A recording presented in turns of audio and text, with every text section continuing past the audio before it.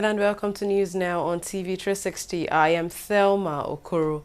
Nigeria's Defense Minister Mansur Dan Ali has insisted that the country's military is winning the war against Boko Haram insurgents, saying the terrorists no longer hold any territory in the country's northeast region. The Boko Haram insurgency has raged on in Nigeria's northeast for about 7 years now, killing over 10,000 people.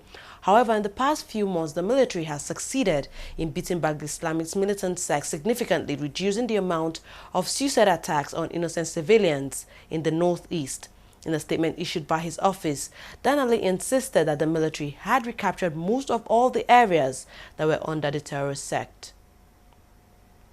Parents in Chibok community, Borno State, northeast Nigeria, say a suspected suicide bomber arrested in Cameroon is not one of the 219 Chibok schoolgirls abducted by Boko Haram insurgents in 2014. Earlier this week, a Nigerian investigation team which visited Cameroon to confirm the identity of the girl also denied that she was one of the missing schoolgirls. The girl, identified as Aissatu Musa, was arrested some days ago with explosives on her body. A report shows that the young bomber and her accomplice, Mama Sali, have no Western education. The girls abducted by Boko Haram on April 14, 2014, were secondary school girls preparing to write their final exams. The United States and Nigeria have agreed to establish working groups focused on strengthening security cooperation, the economy, and tackling corruption. The resolution was reached after day-long talks at the State Department.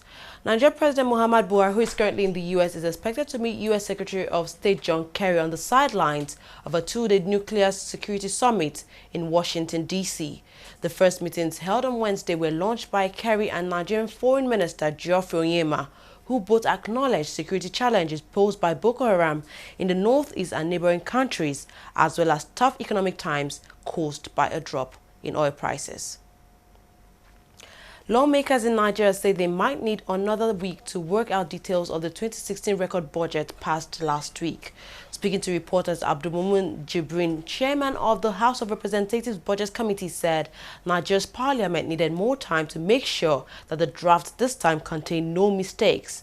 His statement comes days after President Muhammad Buhari said he had withheld his approval to the bill because the National Assembly only sent highlights, not the budget details. Nigeria's budget has been delayed for some months as President Muhammad Buhari had to withdraw in January his 6 trillion naira budget due to an unrealistic oil price assumption and flaws in the draft. Nigeria has also held talks with the World Bank and tried to secure funding from the African Development Bank and China's Exim Bank to fund the budget. Nigeria's federal government says it is aware of the difficulties that Nigeria is currently facing over the lingering fuel scarcity and poor power supply. A statement issued by Nigeria's Minister of Information and Culture, Lai Mohammed, said the government is working round the clock to provide relief for the public. On the fuel situation, the minister said the immediate measures are being taken to end the scarcity, while medium and long-term solutions are being worked out to prevent a recurrence. On the power situation, which he blamed largely on lack of gas supply to power generating stations, he said the NNPC is seeking alternative sources of gas supply after the attack on Forcados export pipeline cut off the gas supplies to generation stations. Now, the Minister of State for Petroleum, Dr. Ibe Kachiko, says Nigeria is in talks with oil majors Chevron, France Total, and Italy's ENI to get help revamping the ailing refineries in the country. Kachiko, who also heads NNPC, says Nigeria wanted to privatize the refineries within 12 months following repairs. Nigeria, which is Africa's top crude oil producer, has been facing a severe fuel scarcity for the past few weeks, one of the worst it has ever experienced. The West African nation has been trying to restart its outdated refineries in Port Harcourt, Warri, and Kaduna states to end its dependency on costly fuel imports. The National Association of Nigerian Traders has urged the federal government to institute a proactive measure to curb the continuous fire outbreak recorded in markets across the country. NAN's National President Ken Okoha made this call during a press conference in Abuja. The group blamed acute power outage in the country as a major cause of remote cases of fire in the market. In the past 3 months, we have had not less than 10 markets gutted by fire across the country, and the most recent being one of the largest markets in Nigeria, Sabon Gari Market, located in Kano. It is so unfortunate that such destruction of goods and property belonging to the poor traders, and sometimes what constitute the entire means of livelihoods of these traders, are lost to fire with no remedial or alternative means of survival left for them.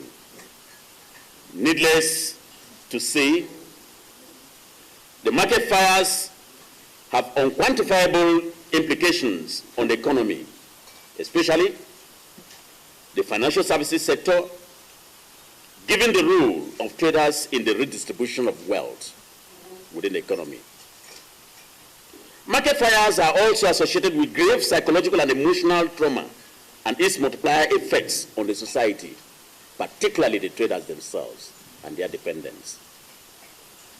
Most importantly, is that many lives have been irretrievably lost to market infernos, with no serious investigation carried out, at least to forestall further occurrences. And we are fully aware that, given the provisions of the first schedule of 1999 Constitution of the Federal Republic of Nigeria, markets are under the control of the local government authorities. While the Constitution truly empowers the local governments to construct, and I quote, regulate and manage the markets, we, however, need to emphasize that such powers presupposes managing the markets to the extent that such investments must be adequately protected, perhaps through insurance. Unfortunately, markets are constructed and local governments collect revenue from traders thereupon without caring about the security and sustainability of such investments. What a shame. The result is that today, no single market in Nigeria, except a few malls, is fully insured.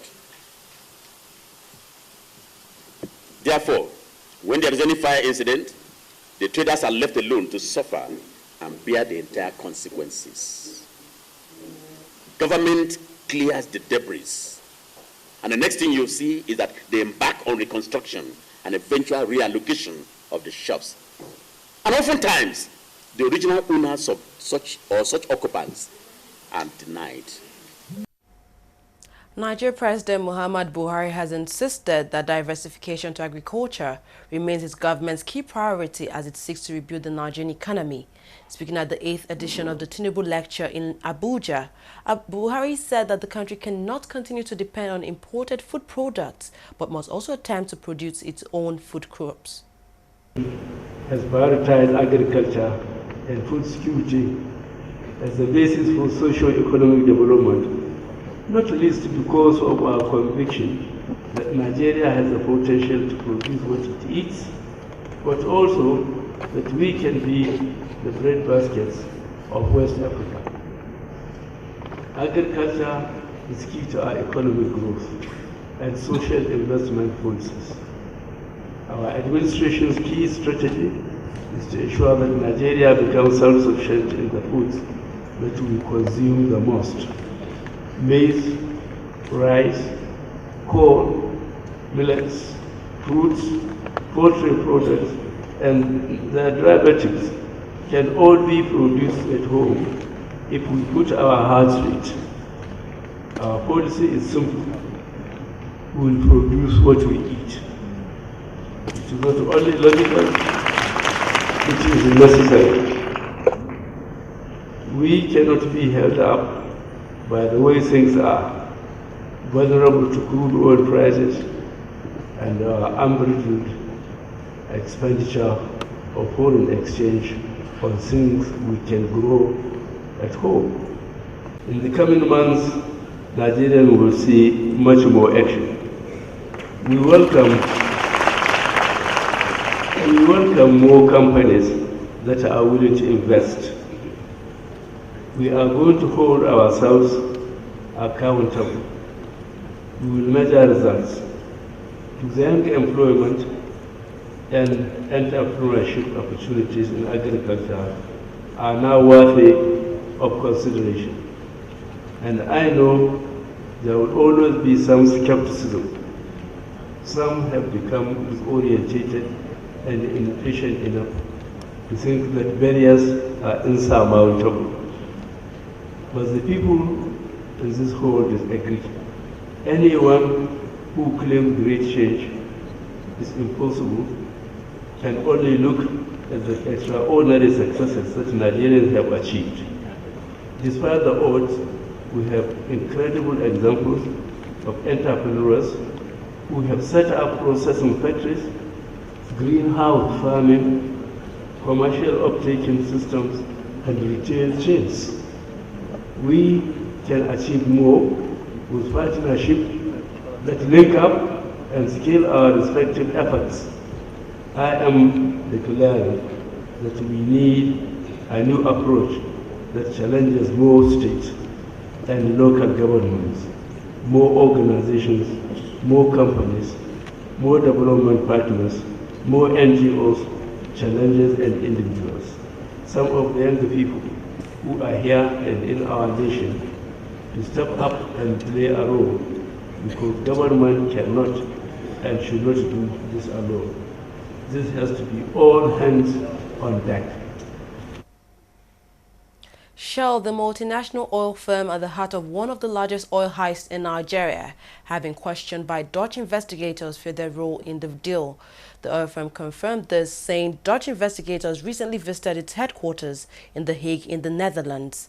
A spokesperson said the visit was related to OPL 245, an offshore block in Nigeria that was the subject of a series of long-standing disputes with the federal government of Nigeria. Shell and Italian oil giant Eni have been accused of secretly paying $1.3 billion to Malibu through the Nigerian government in 2011. The firm says it is cooperating with the authorities and is looking into the allegations.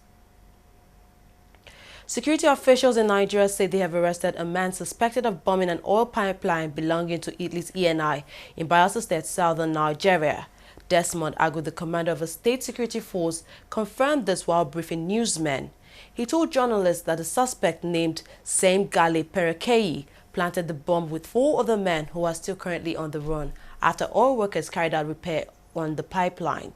3 people were killed in that explosion.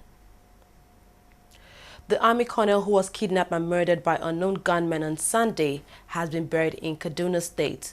Late Colonel Samaila Inusa was buried at the Old Nigerian Defense Academy Muslim Cemetery in Kaduna on Wednesday. He was serving at the Nigerian Army School of Infantry Jaji before he was kidnapped and murdered last weekend. The army has vowed to ensure his murderers are captured and face the full wrath of the law. Nigeria's Inspector General of Police has highlighted the essence of efficiency among police personnel, saying it was imperative police officers imbibe the culture. IGP Solomon Arase was speaking at a seminar in Abuja where he urged the police to remain conscious and sensitive to the rights of Nigerians in the discharge of their duties. Also speaking at the event, the Minister of Interior Abdulrahman Dambazu commended the leadership of the Nigerian police.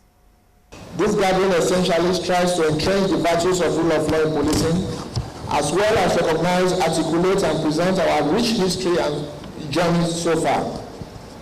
It is in furtherance of my determination to bequeath to this nation a reformed police force that is proud of its history and ready to face its future within the details of the rule of law.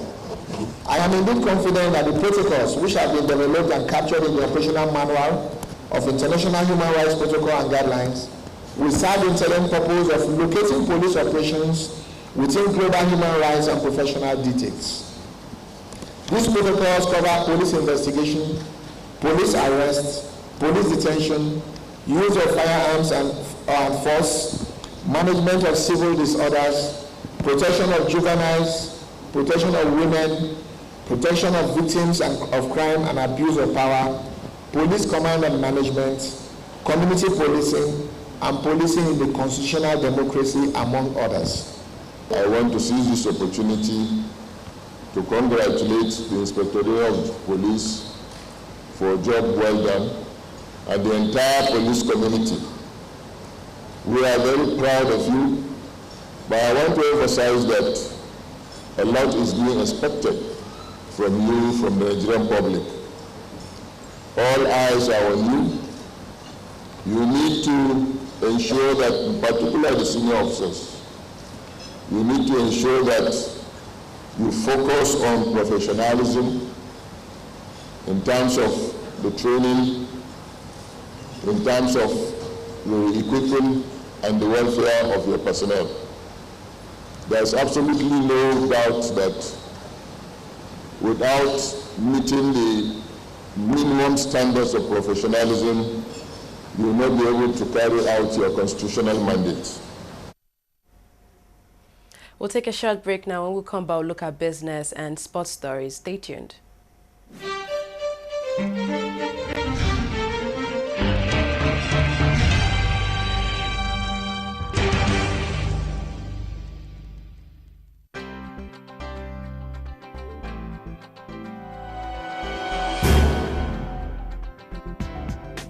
Hello, you're welcome. You're watching the Funny White Man Show, which is the biggest, the brightest, and the most entertaining show in Africa. Funny white man, funny white man, funny white man, but this way you talk, you too much. Give me 5,000 man, that's you. You too much.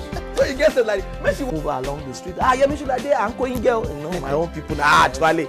Yeah, fine, it's fun. I enjoy it. And I'm one of those very few, I'm forever taking it personal. I will listen 160 million Nigerians are corrupt. How? My brother, I'm looking for you. Yeah, but it's a growth, and this is the time to build business and know the pitfalls and know what to do and what not to do. But there are months where you get business and months. You know how we do. How we tell you? We did the way you did.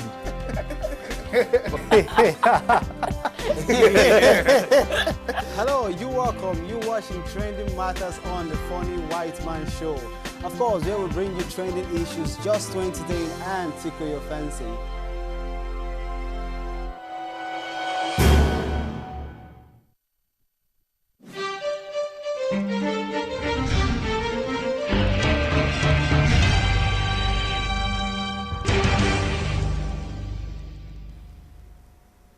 Welcome back. You're watching TV360 News now.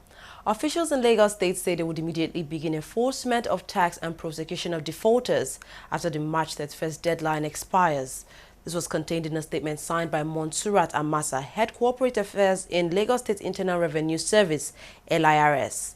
The LIRS said it had put all necessary provisions in place to ensure the enforcement of the tax laws with effect from April 1st, 2016.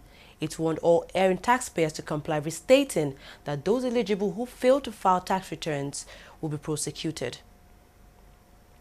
The Central Bank of Nigeria says the country plans to raise 218.89 billion naira in short-dated treasury bills on April 7th. The bank said it will sell 55.40 billion naira of 3-month and 33.49 billion naira of 6-month bills, and also 130 billion naira of 1-year debt using the Doge auction system.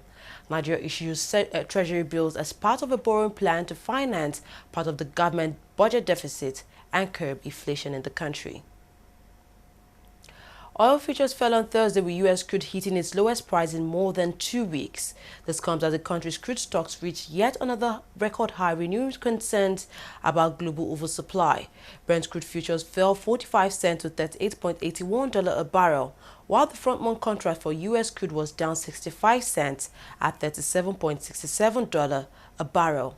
OPEC and other major suppliers, including Russia, are to meet on April 17th in Doha to discuss an output freeze aimed at boosting oil prices.